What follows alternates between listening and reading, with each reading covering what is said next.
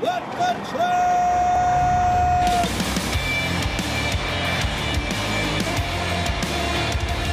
You are listening to What the Truck. Are you ready to truck it? Are you feeling a little delicate today? Day after the Super Bowl? I think Saturday should be when the Super Bowl is on. I don't drink anymore, but I remember when I used to. Like right around now, you'd order lunch, start setting in, and you'd be like, why the hell did I not take today off? Did you take the Chiefs? Did you take the purple Gatorade? The purple Gatorade was like 1 to 11 odds. They haven't used purple Gatorade in years. They went blue, I think, like the last 3 out of 4. So those of you riding the purple train, you did pretty well yesterday.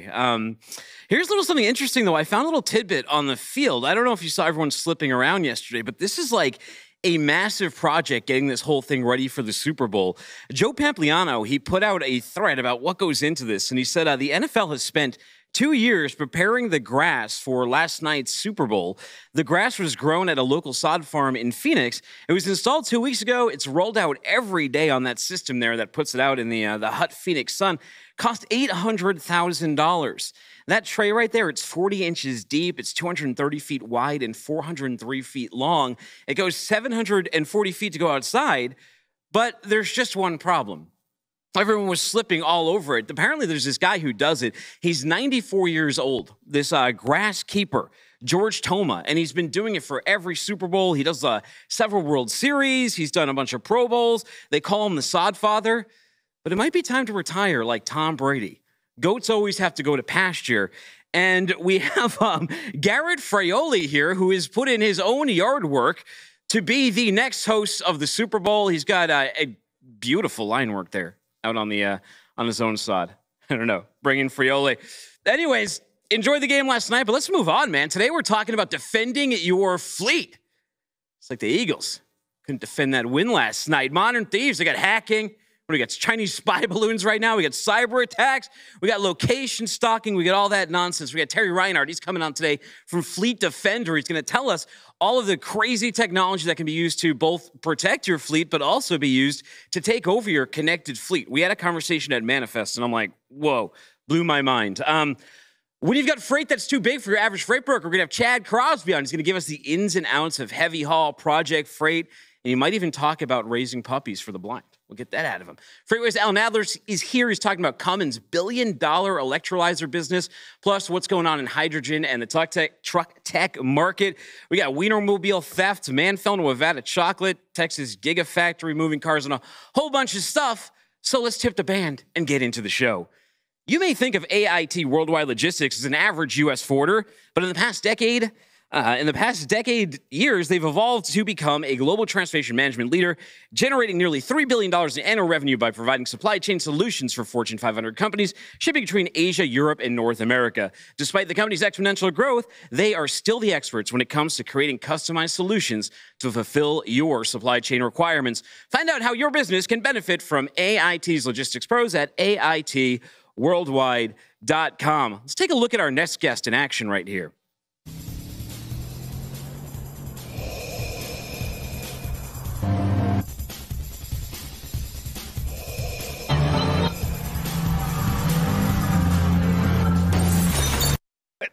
That's one way to defend a fleet. It's Terry Reinhardt. He is the CEO and founder over at Fleet Defender. Terry, thank you so much for joining us, man. Yeah, man, I love the animation. I didn't know that I was thinking back to like He-Man when I was a kid. I got my muscle shirt on, got my hands out. That was good stuff. Hey, don't be bashful, man. You were looking a little thick when I saw you over at Manifest. You were looking good. Oh, thank you. I appreciate that. I could do better, but can't we all? Yeah. Are you a Chiefs or an Eagles fan? Did last night's game impact you in any way whatsoever? Well, for me, it's more about the ads in the Puppy Bowl. I don't know if the Puppy Bowl was on, but I heard like Ben Affleck broke the internet with a Dunkin' Donuts commercial. I don't know. I'm not sure, but congratulations to the Dolphins who won. Wait, that was the wrong one. Yeah, that was the wrong one. But you know what was a big topic that came up with spy balloons, right? Everyone is, who's spying on us? What tech is being used against us? And I think you even had like the Defense Department say, oh, you know what? We didn't turn on like the UFO the map layer above us, because we weren't looking for slow moving things, and now we're finding all these different spy balloons. But it's a good parallel for what happens in tech. If you're not looking for someone who's trying to infiltrate what you're trying to do, you might have a lot of problems here. Tell us a little bit about what Fleet Defender is before we even jump into this really dense topic. Yeah, so Fleet Defender is a cyber defense platform, cyber defense system for platforms. So trains, planes, automobiles, trucks, cars, spacecraft, you name it. But it's exactly kind of what you said. It's looking for the thing that no one else is looking for. So, just like radars, you tune them to not pick up birds because they're too slow moving, but that means you miss things like spy balloons and things along that nature. Same thing, like we tune our models to look for cyber anomalies or maintenance anomalies or driver anomalies on vehicles that no one else is looking for. And it's interesting, and that what you said there just resonated to me, because I was just at a big conference looking at all the different tech, right? And you're seeing all these different connected fleets. You're seeing these EV trucks. You're seeing autonomous trucks. You're seeing autonomous people movers, warehouse robots. But the one thing you're not seeing, aside from at the Fleet Defender booth, is a lot of talk about the cybersecurity that goes into protecting these devices. Right. And, it's interesting. In the security world, we have what's called defense in depth. So you look at the problem from every single layer and make sure you have defenses in it at every layer. And, right now, I think as a society, we're doing pretty well at the IT, information technology, business enterprise level. And we've started looking, again, as a society, looking at the link to the vehicles, like the cellular link and things like that. Where we come in is actually on the vehicle. So we're just another layer in the overall defense model. And it's something pretty new because, 5-6 years ago, nobody really knew what was possible. And a couple of security researchers actually had disabled a Jeep Cherokee after they took over the brakes and the steering while it was driving down the highway. They did it with a reporter in the vehicle to kind of show. This was in 2016. And then everybody's like, oh, wow. Okay, so cars can be hacked and really bad things can happen.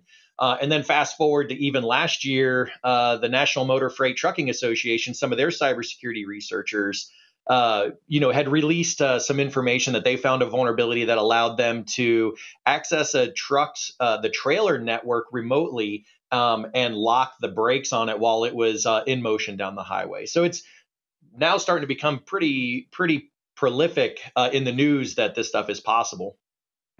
First of all, how did you get into this world? I was looking into your background, and it looks like you were a Marine in the past. Yes, sir. Is that so? Yeah. Oh, sorry. No, it actually started like way sooner than when I was a Marine, believe it or not. So when I was about 5 years old, my dad brought home a Commodore 64. To this day, still love that platform, and I just immediately. It clicked with my brain. So just technology, software development. Like I started teaching myself how to program in like the basic programming language back in the MS-DOS days. And it just kind of grew from there. And so every time my dad would bring home a new computer or some new technology, I would take it apart, usually get in trouble for taking it apart. But that kind of launched the career in just really wanting to understand tech and how it works. And then when I got into the Marine Corps, was kind of exposed to warfare, both, kinetic, so, moving parts and all that, and also the non-kinetic side, so information warfare and how that all happens. And so after the Marine Corps, I got back into, being a hacker, working for the Defense Department and the U.S. government, to understand what vulnerabilities there. And one of the areas that I really focused on was platforms and how the enemy can leverage them against us and how we can leverage them in any kind of conflict we might have in the future. What can be hacked now? You mentioned those vehicles, and I think when most executives are thinking about hacking, they're thinking about protecting their systems, their metal, their servers, their data, their user data, their financial data, but maybe not so much someone actually remotely taking over a truck like it's a drone. Yeah, well, and that really came with the rise of the Internet of Things, right? Because you've got these new devices that are connected to the internet. They're in your home, they're in your car, they're in your hand, they're in your pocket, and they're all connected to the internet, and they're all running software. And so there's connectivity to the device because it's connected to the internet. And then you've got, large software stacks that run everything from the features that like the apps on your phone, to the underlying technology, like the wireless connectivity. And so like you just created an environment that is extremely beneficial to the user, right? Like online banking is fantastic. Connected cars, it's fantastic for us. It increases safety. It provides more features to the driver and the users. So like this is technology we want because it just makes everything better. But at the same time, we got to defend it, because when you create those wireless connections to the vehicle, you're opening up an avenue, or what we call an attack vector, for nefarious actors and adversaries to then do bad things and leverage that channel for what they want to do. Interesting. So, like you mentioned attack vectors here. Would one of those be something like the infotainment center inside of a vehicle? Like how are bad actors getting in there in the first place? Yeah, so that's one really good vector. So like if we want to talk about just a passenger vehicle, you got an infotainment unit in there, and it's kind of giving you features like Wi-Fi, Bluetooth. They might integrate GPS with it. They might also integrate cellular with it. Sometimes cellular would be a different telematics box in the car. But you've got all these wireless vectors into that head unit. And if there's a flaw in that software at any layer in that software, an attacker could leverage that. And there have been known attacks that are already known in their public, where people could use a flaw in the Bluetooth stack, for example, to gain access to that head unit. And then once you're in, depending on the level of access you have, you could do anything. And so if you've got the right level of access, you can turn on the microphones and listen to what people are saying. You can scrape all the contacts off of somebody's Bluetooth connected phone and see who they're calling, when they're calling. You can build intelligence profiles on people. But what's really scary is when the vehicle is architected in a way that connects that infotainment unit to the CAN bus in vehicles, which is also connected to things like power steering control modules and anti-lock brake systems, things where you can now do more than just collect intelligence on somebody, but you could create a kinetic effect. And that's really bad. That's locking the brakes, disabling the brakes, controlling the steering, all things that have been demonstrated by academic researchers already. Like this is happening now. Well, yeah, I mean, you talk about attacking an infotainment center, suddenly you'd have information on what's manifested in a load, what they're talking about, their GPS on where they're going, and then at least the ability, if in the right way, maybe not to seize actually driving control, but you'd seize up the brakes, right? I mean, this isn't the old way of just going to a lot and cracking seals. This is much more high tech and advanced. Who is hacking? Who is doing these? And are people attacking the truck market right now? Yeah, it's interesting. So, a huge boon to the logistics world. You don't win a war by having the best bullets. You don't win a war by being the most disciplined. You win those help. Don't get me wrong, but you win wars with logistics. If you can't get bullets, if you can't get gas, if you can't keep your tanks running, if you can't get the parts, if you can't get any of that, you're not fighting a war. And so really, when you're looking at national security from a logistics perspective, it is absolutely critical. So if I want to stop, say, the United States from responding to me doing something nefarious somewhere in the world, I don't have to have the best military. All I have to do is just make sure their military can't even show up. And so, with the war in between Russia and the Ukraine right now, there's a lot of Western countries sending aid to Ukraine. If that aid can't get there, it doesn't matter how much money you send. It doesn't matter how many tanks, how many bullets. None of that matters if it can't actually get there. And so, like, looking at Russia's attacks against the logistics space, a lot of the, everything from business IT networks all the way down to the vehicle markets, if they can stop that aid flowing into the Ukraine, that helps them win that war. And so that's what our adversaries are really looking at is not like, how do we beat a military, head on head? It's more of, how do we just avoid that fight to begin with? And if we can just get them to just never show up to the battle, we automatically win. So how are you helping fleets do that? How do you actually defend fleets from hackers and nefarious actors? Yeah. So the first thing is you got to be able to detect it. If you don't know that they're doing something, then there's nothing you can do about it. And usually in non-kinetic or cyber warfare, all militaries, they do what's called like pre-positioning the battlefield. So, for example, like if you feel like there's going to be a conflict in the Middle East, you want to find a partner like Saudi Arabia, for example, and park a bunch of tanks there. So that way, if we ever did need to go into Kuwait or Iraq, just like we did back in 1991, your tanks are already there. Like you're already ready. You pre-positioned your forces. Cyber warfare is exactly the same way. Like if I want to disable all of your trucks, I'm not going to wait until I want to do it to do something. I'm going to go out and I'm going to start attacking your trucks very covertly and quietly, and I'm going to start implanting them with my software, and it's going to do nothing. It's just going to sit there and listen and wait. And then when I'm ready, I've already got my implant in, say, 50,000 trucks. When I push the button, those 50,000 trucks just stop working. And so I do all of that before I actually get to the point of wanting to do something. So Fleet Defender, what we do is we actually go in and we put a piece of hardware on a truck. We've got a software only version 2 for trucks that have advanced telematics units, where we can actually install just software on the truck. But if it's an older truck, or doesn't have that specialty hardware, we have our own piece. And we just sit on the bus and we watch and we listen. And we wait to see if there's any indicators of an attacker probing the truck, trying to update firmware in the truck, trying to install software in the truck, or do anything that's outside of the normal. And then we can alert to that. So we can actually say, hey, something's going on here that we need to look at and dig into before they get to what they're really trying to get to. And that's a full implant into an ECU where they can actually make some kind of kinetic effect. And then we're going to take that technology even further to say when they start doing that, we're working with the OEMs and the carriers to say, no, like cut off access from that vector. And so they can't even pre-position forces now. We just stop the attack before it even happened. Well, have you come across any big attacks that haven't been publicized? So there's a lot of stuff going on. Obviously, what the government's aware of is not always necessarily what the public is aware of.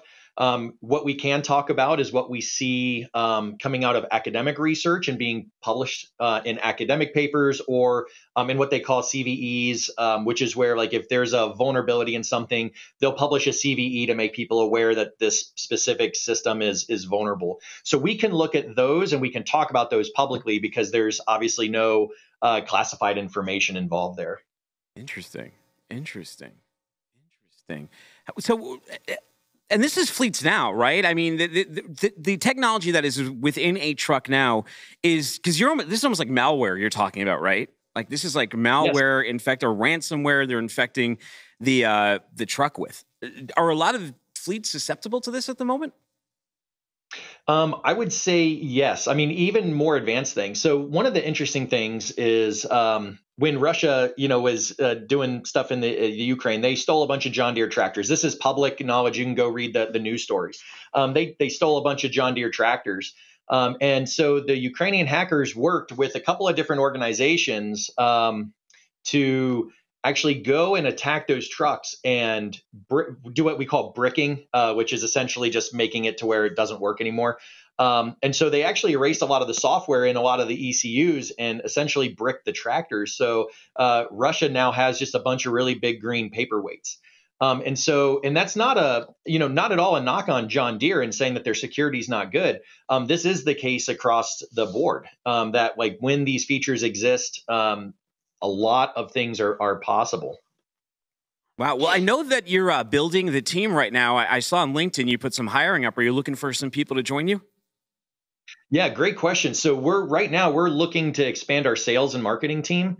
And what we really want is a couple of really good, solid sales individuals that like understand the logistics market and the long haul trucking market. Because I mean, it's really interesting. Just like anything, you have your own verbiage, you have your own acronyms, you have your own technologies, and so getting somebody there that really understands that market. But at the same time, I say that we're also growing the engineering team, we're also growing the data science team, and so. We're always on the lookout for talent. Talent is key, and we win and lose by having the best talent. Excellent. Well, people who want to go defend their fleets, go look up Fleet Defender. And if you want to go work for them and help lead the new technology, this new defense technology, go join Terry's team. Go check out Fleet Defender. Hey, thank you so much for your time today. Appreciate you joining us on a Monday. Yeah, thank you. It was a blast. Thanks. Take care. Wow. Good stuff, man. It's getting to be a really weird world. What else is new? It's been weird for I don't know, this entire decade. Meanwhile,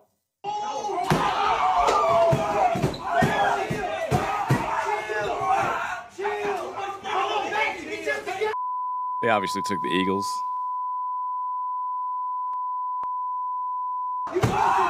Although I'm going to have to use my forensic video viral analysis here, and I'm saying that this is probably staged for the likes. Because look at this. It's not even mounted to the wall.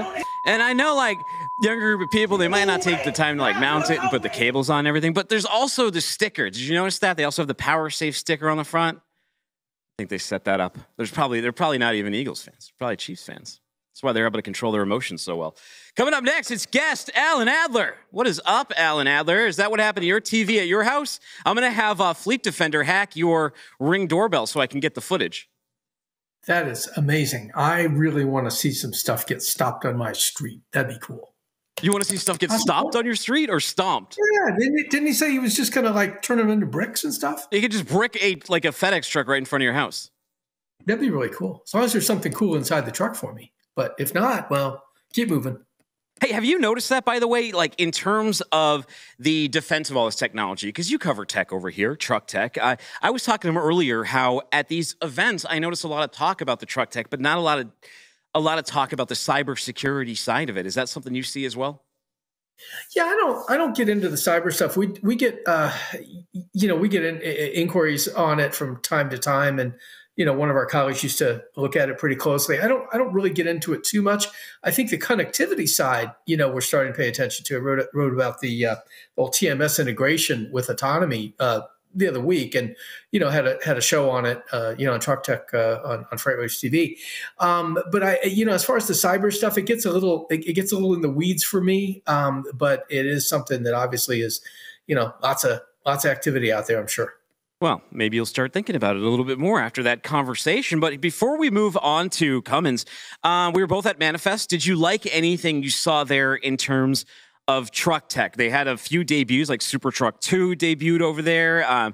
Kodiak showed off their new modular, side mirrors. Their whole side mirrors on their truck now basically house the sensors and the cameras for their autonomous system. And they said they're about 50 pounds, and you can just take them and you can jam them right on the side. So if one gets damaged, they've really refined that. Those are two things that stuck out to me. Did you see anything you thought was cool?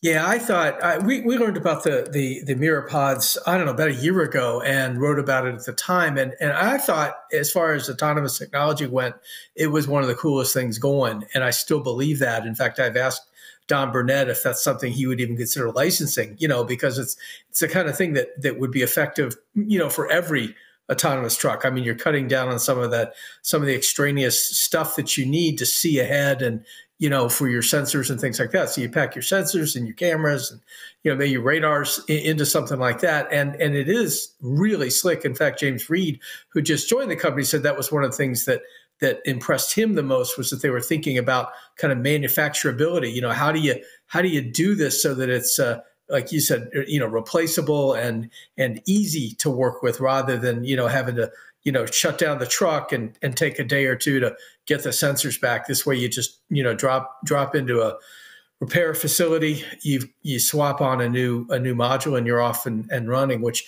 again, all the things that we talk about with autonomy, and we talk about, sort of the future state of it, if it can't operate like what we know now, in terms of uptime and things like that, forget about it. It just isn't going to matter. And I think things like the mirror pods really do speak to that and say, yes, we're looking at how you put a truck out there that is actually something that we would work with in a normal kind of way.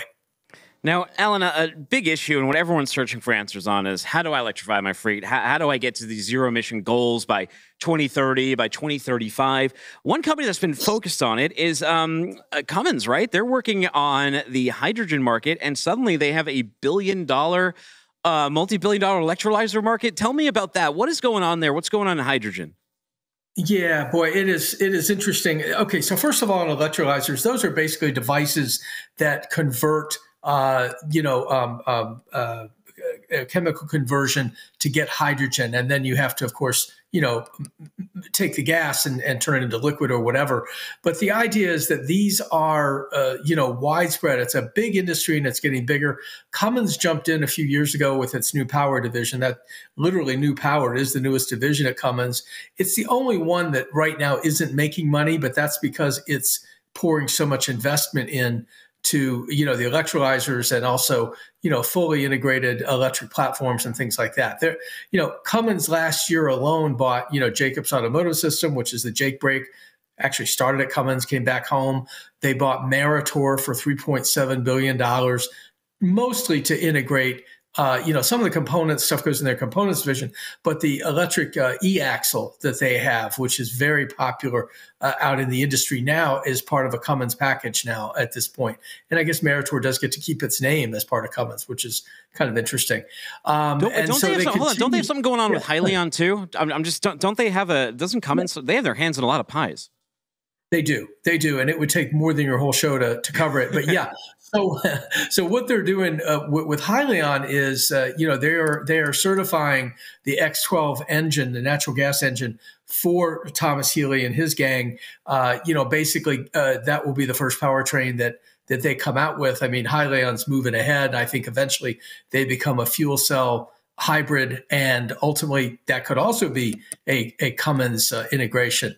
I'm still wondering if Cummins doesn't find a reason just to sort of buy Hyliion at some point, because they're so interested in doing interim technologies to get to zero emissions, including just this morning, they announced a 10X or a 10-cylinder engine that's going to replace two of their legacy engines. And so, they are looking at everything they can do to sort of get to the goal without having to say, we have to throw everything out except electrification.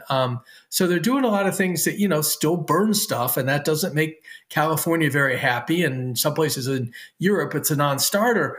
But they're doing a number of things that will get them there. But to your point about electrolyzers, that is truly a zero-emission green hydrogen play. And they expect to make, $400 million by 2025 out of hydrogen, and $6 to $13 billion with a B by 2030. So they see real potential. They're using existing facilities as well as new facilities to create this infrastructure for electrolyzers, and it's something we keep writing about. We do have to explain it every time because it's not a word that rolls off your tongue. So, is that the play here for heavy-duty vehicles? Because, Honda, GM, Kenworth, Toyota, Nikola, Hyliion we just mentioned, and Cummins, obviously they're all working towards these hydrogen solutions, and we all know the limitations that battery stacks have. So is this the realistic play? Is it hydrogen, Alan? Well, it's for Cummins. It's both. I mean, they're doing plenty in the battery electric area with buses and things like that. We just had this discussion, interestingly enough, on Truck Tech last week about, is it either or is it and the whole either or argument is, the haters out there who don't like hydrogen will say, no, it's got to be battery electric, and the hydrogen people point to it and say, it's coming. Well, it appears to actually be here now. I mean, the hydrogen thing does, but it's not one or the other because they have different use cases. And, battery electric, as we've talked about and you've talked about, is very good for, regional haul and pickup and delivery and things like that. And smaller vehicles, the class 4 or 5 vehicles that go back to base and can charge overnight, trickle charge and that kind of thing. That's perfect. It's a perfect application. But when you get to long haul, you need something that can be refueled, very similar to diesel, and stay on the road for a while. And Thomas Healy has something like that with his ERX truck coming in 24 as a hybrid. But we look at hydrogen, pure play hydrogen fuel cells as being, maybe the best use for that. And Nikola will have these trucks out at end of the year, not in big numbers, but they have, about 1,000 of them on order. I mean, real order now, not just, kind of letters of intent. But so building an infrastructure for hydrogen, real important for long haul trucking, very slow going, very expensive, but it is happening. Well, the Nikola fuel cell truck, right? They just put out that qualifies for this voucher, and you're going to get $240,000 to $288,000 off per truck. How expensive are these trucks if you're getting $288,000 off? These are $1 million trucks right now. That's what they cost. And it will come down over time. But you're also looking at a package. I mean, Nikola is going to put the fuel with the truck. They're not going to tell you to, go find something that costs $16 a kilogram or something like that and say, good luck. In fact, they've introduced mobile refueling, both for electric as well as now for hydrogen. They've got, mobile systems that you could put behind a fence, or you could, get a couple of trucks back to back filled up, that kind of thing. Remember, dude, this is going to be really slow. This is not a flip a switch and it's all going to be hydrogen or all battery electric. You're going to see, sort of step-by-step kind of things. I mean, they're going to truck, presumably with either fuel cell trucks or electric trucks, they'll truck hydrogen out of this thing that they've got in Buckeye, Arizona, that they're developing to 3 stations in California, because you can't make hydrogen at a good price in California because electricity is so expensive. But when you can get it for 2 cents a kilowatt hour in Arizona because of all the sun, then it makes sense to make it there and truck it elsewhere. So this is all just getting started. It's going to be fascinating to watch. But please don't look at, kind of an overnight switch, because it's not coming. Well, I mean, what about on the passenger side? Is this just really expensive technology at the moment? I was looking in your article and it said in Korea, there's already about like 50,000 of these cars on the road, but it's mostly in Korea at the moment. Yeah, right. Well, in Korea and Japan, I mean, Toyota's been selling the Mirai fuel cell passenger vehicle here for a number of years. Honda was in, they're out, they're coming back again with another passenger vehicle. They've been working with General Motors for 8 or 9 years on fuel cells now. GM has always been a little schizophrenic, truthfully, about whether it wants to have its own fuel cell vehicle. So I think they're happy to, work on the technology and, let Honda take the credit for it. But I think in the case of past cars, it's going to be minor, because they don't really do that much good for you. They're great for heavy haul. They're great for trucks. They're fine for passenger vehicles as a zero emission technology, but they're very expensive. And, the Mirai gives you the fuel, Toyota gives you the fuel to run it with. So, that's a great deal. You buy one of these vehicles, it's got a fixed price for the lease, and then they'll throw in the fuel. So, it's one of those, hey, what a great monthly nut I've got on this vehicle. It isn't anywhere near really what it costs. I would be nervous, though, that like suddenly when the price of hydrogen goes up, that fuel they're supposed to provide me suddenly is nowhere to be found. Where's the fueling truck? I don't know. I feel like they'd play games. I feel like they'd play games with my heart, man. I think there's we can get into colors. Another one of these things to take you a whole show to explain. There's all kinds of different hydrogen. There's hydrogen that comes off of natural gas. You split it off the natural gas. There's green hydrogen that comes from, landfills and things like that. You can capture the carbon and have blue hydrogen, blah, blah, blah. The point is, hydrogen is the most plentiful element in the universe. Okay. So there's no shortage of it. It's just getting to it and moving it, basically. Well, very cool. I know someone in heavy haul who would need that over batteries, because theirs aren't going to get it done at the very least. So I got to go talk to him and talk about what's cool in the world of heavy haul. But hey, what's coming up on Truck Tech for our listeners? Wednesday, sorry, because it's only Monday, right? Okay, so Wednesday. But it's Super Bowl Monday, so you're forgiven. I know. I'm a mess. All right. So Wednesday is Jose Sampiero. He is the new head of On Highway from, where do we want? Cummins. And with their announcement today of this new 10-liter engine, we'll have stuff to talk about with him. He's brand new in that job. He's been the sales guy over there, but he can explain, I think, better, hopefully, than I can, where Cummins has all of those fingers and all of those pies. But, they're not really leaving very many things out. So he'll be one guest. We may have a second. We'll wait and see. But, tune in. Well, Alan, I appreciate it. Thank you for coming on. Look up Truck Tech on FreightWaves TV or wherever you get podcasts. Take care, sir. Bye-bye. Bye. All right, China, India, Vietnam, Belgium, France, Germany, Italy, Switzerland, the Netherlands, the United Kingdom, Canada, and Mexico. AIT Worldwide Logistics has 2,000 supply chain experts in these countries and, of course, in offices across the United States. And in 2023, they're adding more locations around the world as the organization continues to expand and make it easier than ever for customers to ship between Asia, Europe, and North America. If you're ready to create a shipping program as unique as your business. You can learn more at AITworldwide.com. But you know what? Let's check in with Chad Crosby. He is a heavy haul specialist over at Halo LLC. Chad, looking good today, man. How are you doing, Tuner? How are you? You didn't stay up too late for the Super Bowl, did you? No, it was a good game, though, wasn't it? It was. I didn't care who won, but it was a good game. Yeah, I mean, look, I wouldn't take Mahomes. I mean, it was a great game. There was one really crappy call at the end that kind of like marred things, but at the same time, yeah. I mean, what Mahomes is doing is pretty incredible, and it shouldn't really take away from the accomplishment of that team. They played a really good Philly team. You got two great. I mean, Tom Brady retires, and you got new guys stepping up to take up the mantle of who can be the next GOAT. I know. If I was Rodgers right now, I'd be looking, going, I don't know, maybe I'm done. Maybe I'm done. Maybe I'm done. The Jets might have some money for watching those boys. I'd be like, maybe I'm done. Hey, before we get into heavy haul, everyone knows I'm a huge dog lover on here. Got a dog on my cat, and I saw something.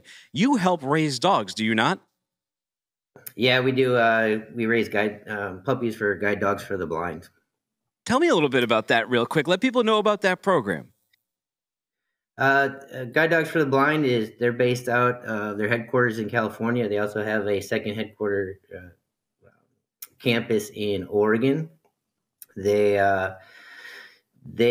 donate dogs for blind people who because they are not funded through any insurance or anything, so they give dogs at no cost to the blind people. And the average cost of raising a guide dog is about $100,000 to $110,000. Wow. Do you have a favorite type of breed to raise from puppyhood? We did basically they're all labs or goldens or hybrids of those two. The labs are easier. The goldens are a little tougher, honestly. The hybrids seem to work a little bit better, but if you're gonna pick a good guide dog, usually they're going to stick with the labs. Beautiful. Well, I have a lab. I got Randy. And I like my girls, but I tell you, the boys are a little easier to raise. They are. Well, what's easier then? Guide Dogs for the Blind or heavy haul? I know you're deep in that space as well. I love the project Freight you put out there. You put some cabins up on a mountain. You're pulling like big military equipment and all that stuff. What's good in heavy haul? What makes it different than your typical type of just general over the road freight? For me, our rates don't fluctuate as much as the general marketplace, I would say. So even though we're seeing, a depression in freight rates for the heavy haul side, there is somewhat, but if you're on a highly specialized side, you're not going to see that big drop in pricing that we're seeing for, even, flatbed, regular flatbed and step deck rates. I have a series. I write the strap work that I put up all the time on the internet, and I see your strap work. Mine are usually like just awful examples, like who in God's name would put a vehicle on the road that way, but yours are great examples of strap work. What kind of safety goes into it? Because, look at some of the equipment here. You're talking about, what is that, a missile? You got like a Scud missile on there or something and some big box. Oh, that was just picked up. But that was, that's just that's just a fuel tank for a larger plane, the strap work we definitely take seriously, especially on our big modular stuff coming out of Boise. We strap them underneath and we bolt them down, but we also require strapping over the top. So some truckers companies don't have those higher requirements, but we would definitely recommend they do, because you've seen the videos out there of stuff tipping over and the load coming loose and crushing a car, and you're damaging freight, but you could kill people out there with regular freight, let alone this big freight. So I am contracted with Landstar as an agent, so Landstar safety is kind of like their number one priority concern, and so they kind of push that pretty heavy, and I kind of pass that on to drivers. What kind of prep goes into some of these moves? This isn't your typical, hey, I've got, $30,000 of freight. I got to move from Chattanooga to Austin, Texas. This is like hey, I've got something incredibly heavy that could kill someone on the road. I was even seeing on your page, you commented on someone who was talking about companies that make digital twin models just to like pre-move some of these goods. It sounds like it's starting to get very tech heavy as well.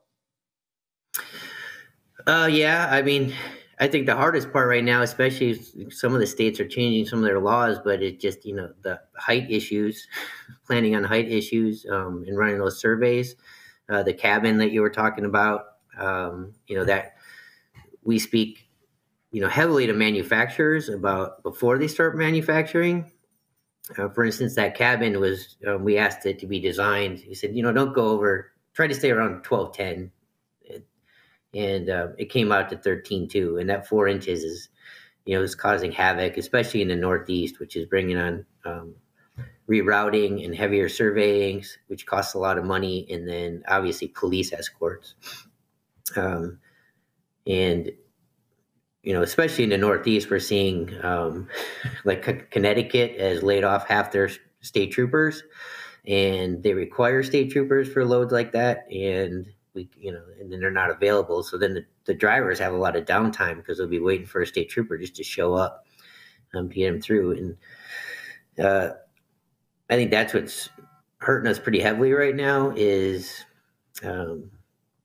lack of, like you're talking about, we're talking about the prep side is how do we prep for stuff like that? How do we prep for these drivers not being able to move because a state trooper doesn't show up? Yeah. Well, what do you wish shippers knew? Like when they reach out, I remember when I was booking loads, there would always be information that they would leave out, and I'd be like, "How? We do this every single time. What do you wish in heavy haul was more well known by heavy haul shippers?" Securement points, like where to put them, right, and that they're heavy enough. Because drivers will show up and go, "Hey, there's a 3,000 pound D-ring on this thing, and this thing weighs 80,000 pounds," and where they secure, because they'll put securement points that just are going to just rip right out. We'd like to strap over the top, but if you saw, like, especially that cabin, we can't strap over the top of that without destroying the cabin itself. So securement on the the bottom of the cabin, it actually built into the frame is an important part of the manufacturing part, moving that cabin. Interesting. And then because it can't, where do you secure to something like that? So I think that's the biggest thing for me as a heavy haul shippers is they misunderstand the issues and the costs involved with shipping tall things, especially, and then how to secure them to the truck. We see a lot of bridge collisions on this show. How do you avoid the bridge collisions? You're not using Google Maps, right? Well, I haven't luckily hit a bridge. We haven't had a driver hit a bridge yet, but obviously as you're well aware, is the surveys that they're running, sending that pull car out, which is expensive, but it does keep us from hitting the bridge, hopefully. Sure. As long as everything's set right. But, we have tall loads going across from California all the way to Georgia that are leaving today, and they're permitted at 15.7 tall, but we had to do route surveys all the way through Arizona, New Mexico, and then over into Tennessee, I think Mississippi. But just running that car was $4,500 just to have one car run that. Those routes for us to make sure they were safe. Wow. What is the most interesting thing you've had to haul so far since you've been doing this? God, interesting. I really love moving stainless steel tanks. Yeah. I don't know why. I saw that on your shiny, post. I was going to ask you. I was like, why is that his favorite? I wonder why. I don't know. They say, like they look, I talk about, I move modular stuff. And I think the drivers don't think it's sexy. And one of the guys that drives, he said, yeah, if you drive by a window, you want to be able to look in in the windows as you go by and see a really cool looking load. And I think the tanks look cool on the trip. You know, especially if they're not all wrapped up, but they're just big, beautiful, bright, shiny objects that are just masterfully created. I think that's why they're kind of fun to move. And I think maybe it's just an ego thing. Is it usually the location that presents a challenge versus the freight so much because of just the obstacles on the way getting to wherever this has to go? Right. Yeah. Don't you? I mean, I love, right. Colorado's nice to us. California. I mean, California can be such a pain in so many ways, but California for oversize is pretty easy. And then, you know, New Mexico and Arizona can kind of present a challenge. Right now, we have Arizona is going to require us to have.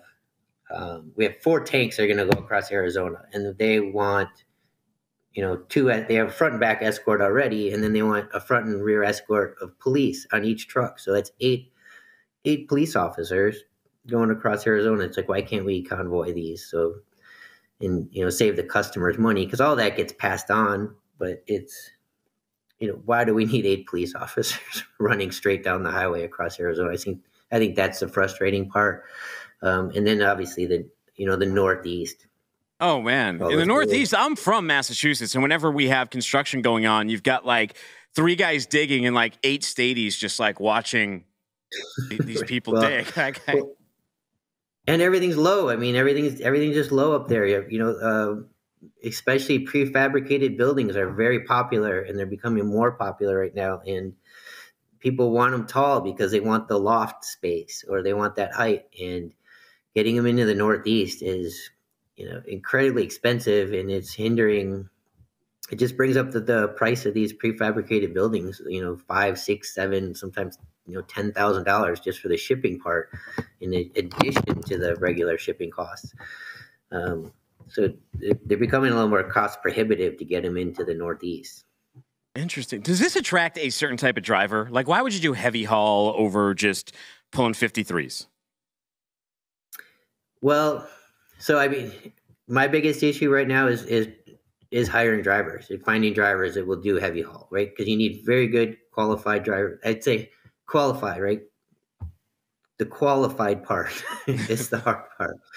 You can get drivers that'll do it, but you really need a good driver. And, you know, the modules that we haul out of Boise, they're up to 75 feet long, up to 15 feet wide.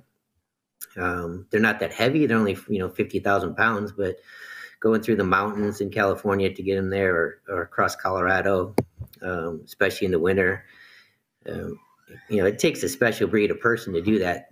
They get paid a lot, you know. I think pulling a 53, well, I don't know what those guys are making, maybe 50, 60, 70, $80,000 on a good year, but our heavy haul drivers are making, you know, driving for someone else, they can make about $150,000 a year. Oh, wow. Plus their benefits. So I think that's enticing, but it's not easy. You think people would be beating down the door, especially in this market. You think people would be beating down the door to make that kind of money, but they're not. I've even thought about looking at helping sponsoring people on a visa. Wow. It's that hard out there to come over here. It's hard. Yeah. It's really hard to find, you know, good heavy haul drivers, because guys will try it. They do stupid stuff. Like, I mean, we run into everything, right? You get guys getting caught with a huge load on at a entry point, inspected, and they got a DUI. You know, it's like, you got a 75-foot box behind you, and you're going to get a DUI at the same time. It's so reputation built in your game too, right? It's so reputation and so safety built, and you can get knocked out of it pretty easily with the wrong driver. Oh, they can ruin a whole company. Yeah. Right? Especially, I mean, you're almost glad they got caught, but it drives up insurance, destroys the insurance for a company. But if that guy got in an accident and killed somebody, you could it's going to destroy that family that was injured, and it's going to destroy the company they're hauling for. But if they think they're up for it and they want to make those big bucks, especially in this economy, how do they reach out to you? Where do I send them to? It looks like they even get to walk with this they work with this cool dog over here. Yeah, that's one of my dogs I raised. Actually, he didn't make it. He was very close to passing. It was during COVID. So it was a little bit off, but his name is Jambo. And I actually got him back, and I retrained him as a balance dog for a woman with multiple sclerosis. So he's currently works in harness to provide her extra balance when she's out and about. So I do bring my dogs to try to bring them around. It's good exposure for them to come out and be around all that noise and confusion, because it gets them used to being in the working environments and helping out the people they're going to work with. And if people want to reach out to me, I mean, you saw me on LinkedIn. You can email me at chad.crosby@landstarmail.com. You can give me a call. I can call my cell phone direct, 503-201-1048. And I'd be happy to get people connected with companies that they don't even have to haul heavy haul right away. They could work their way up. Ease into hauling a little more, 10-foot wide stuff, and then boil the frog. Get comfortable. Before you turn the heat all the way out. You turn it up slowly at first. No, hey, work with Chad. He's a great guy. He does a great work with the dogs there. If also you need a dog, you maybe reach out to him. If you need a blind dog, he takes a special type of dog. Thank you, Chad. Thank you so much for your time today. Thanks for taking us inside the world of heavy haul out there. Maybe get a new career pulling the heavy stuff. Take care, everybody. Thank you, Gunnar. Have a great day. Take it easy. All right, let's see. What else is new out here in the world before I send you home? Let's take a look over at Giga Texas. My buddy Molson Hart was out there over the weekend, and he was checking out the rail facility. He said, this is how Tesla's Giga Texas Austin facility moves its cars all across North America. You can see those are rail cars, and you can see those are dual-level ramps over there. The first one is putting on everything on the lower level. The one right next to it is filling up the upper deck. And eventually, they'll probably swap those after they get these in here. He said the factory is about 20 minutes away from where his office is, and they have tons of Model 3. They going up on this truck, and it's actually, one of the reasons he says that rail terminal right there is why he decided to put Brain Flakes right there. That area is really picking up. He said there's also Samsung is building a big semiconductor facility, and he said he was walking on the property over there. Security came, and they chased him off. Not that I encourage you guys to go trespass or anything like that. That's just what he had to say.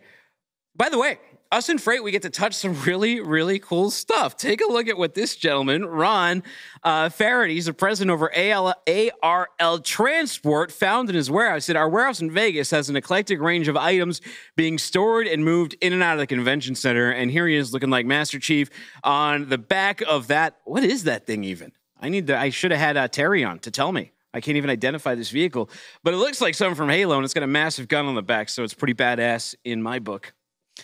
By the way, Wienermobile, Freightwaves Class 6, BJ, she wrote a great article about the Wienermobile about 2 weeks ago, and unfortunately, maybe it brought too much attention upon this thing because it said Oscar Mayer Wienermobile, this is Fox 5, they report that the Oscar Mayer Wienermobile has been repaired after its catalytic converter was stolen in Las Vegas. Can you imagine how bad a hot dog like that would smell without a catalytic converter? Fox 5 says, these things are 27 feet long, by the way. It's a Penske truck. This is Jason Rodriguez. He says, what does he say? He said he got to get him a new catalytic converter, I guess. That's what you got to do. I guess you can't get one off the rack. Pit stop in Vegas. There's been a lot of logistics people in Vegas, including Ryan Shriver. I wonder if he had anything to do that with this. Let's take a look at the worst part of trucking. The worst part of trucking. 5 a.m. appointment. It's 7:30. This light just turned red. And who knows how many hours I'm going to sit here waiting for it to turn green again. And there it is. There's a Squid Game of life called doing a delivery and trucking. Driver just has to sit there. Imagine if we made these things more efficient. Drivers are paid by the hour. Light a candle, sense of urgency under the dock door's ass. Maybe. Speaking of, Augustus Galoob died for this. AP reports the Occupational Safety and Health Administration, that's OSHA for the well-initiated, they've cited Mars and Wrigley in a June incident that happened at an M&M and Mars factory involving this giant chocolate kiln over here. They were saying workers were not authorized to to walk on top of these tanks. However, 2 workers employed by an outside contracting firm fell into the partially filled chocolate tanks while doing some maintenance work. Emergency responders were able to free the pair by cutting a hole in the bottom of the tank. They just had to drip out to the ground like a chocolate bunny on Easter. Both were taken to the hospital, one by helicopter. So it sounds like these could have been some awful burns. I mean, we're talking about hot chocolate here. Like, as delicious as it sounds in your head, it's pretty awful if you actually think about this. A company representative told reporters last week that the safety workers and that safety work for outside contractors is a top priority. Not as top as falling in the vat. And then they said officials said 2 workers employed by the outside contracting firm fell into the chocolate doing that maintenance work. Emergency responders were able to free the pair. Gosh, I don't know. Wednesday on the show, we got Freightways' Rachel Premack, JJ Callers, Rick Malchaw, Right Loads, Matthew Kane. He's going to tell us how they wrap a truck and how they wrap vehicles. And we get back the truck of Super Trucker on his own after defeating Rooster. And what the trivia. Hey, take it easy. Find me on Twitter at Timothy Dooner. Subscribe to the show wherever you get podcasts by looking up What the Truck. Don't be a stranger. And take care.